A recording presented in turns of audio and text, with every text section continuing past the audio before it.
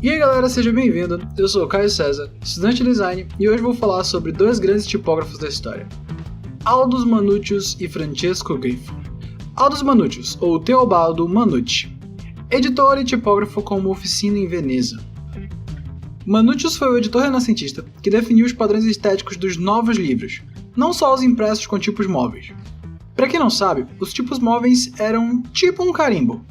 Eles tinham uma letra e essa letra formava uma palavra, que formava uma linha e depois formava uma página.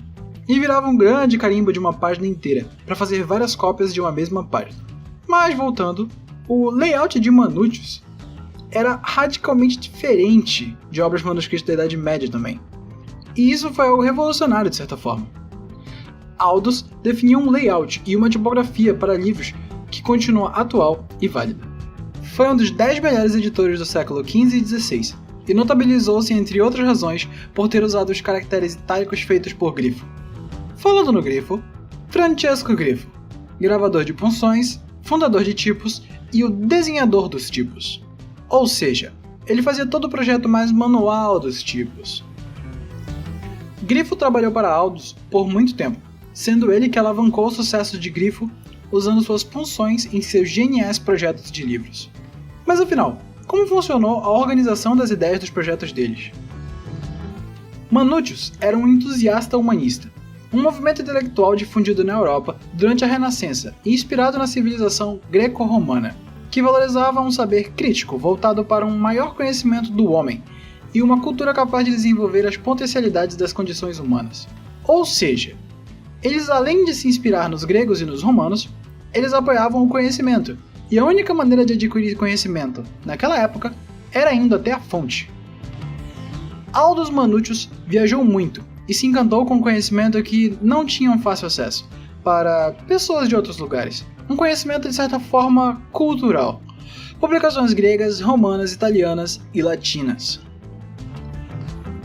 Aldus viu uma oportunidade de tornar mais acessíveis manuscritos gregos com a sua arte. A arte da tipografia. Porém, ele não queria desrespeitar a cultura grega, ou as outras.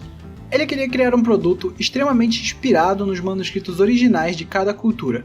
Aldus pretendia fazer um livro grego parecer ter sido feito por um grego.